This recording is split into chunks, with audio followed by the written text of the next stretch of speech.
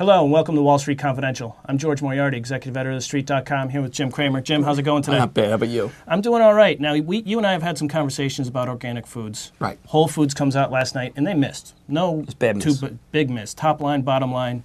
Now, one thing I find interesting, because I looked through some of the stories and reports on it, the company told people 2007 is going to be a transition year from growth to steady improvement. Mark Lichtenfeld argues on TheStreet.com that Whole Foods is still a great company. It's just no longer a great growth company. What's your thought on it? I think that's right. I think Mark's right. I think that the multiple, the price-earnings multiple indicates it's still growth, and so that's coming in. The same problem is with Starbucks. These stocks have to start reflecting the possibility that their multiple should only be a little bit higher than Safeway in the case of Whole Foods, or Darden in the case of Starbucks. It's just the way we have to look at it. McDonald's is having better numbers than Starbucks. Yum is having better numbers than Starbucks. Whole Foods, I see Kroger and Safeway doing better. Has Whole Foods lost its way? I think Whole Foods is getting into that zone that we see periodically with companies where it just says, listen, we're not going to run this place for Wall Street. Right. We have grown too fast, which is really what's happened with Whole Foods. Okay. We're going to pull back. We're going to reassess things. One thing I would emphasize with Whole Foods is that they had a real setback yesterday. It wasn't the earnings. It was that the FTC is perhaps opposing wild oats. Yes. Wild oats is the way to grow.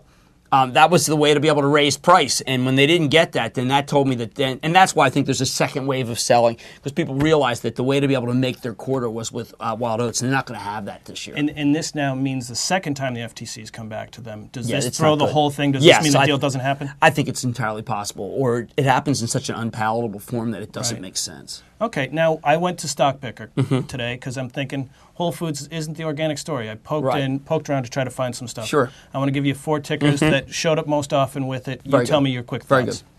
Very good. United Natural Foods, UNFI, trades at around $1.3 billion market cap. I don't think that they're a consistent player. I also think that within the organic food companies, they're not a well-liked player. I always feel like that they're one step ahead of the posse. Okay.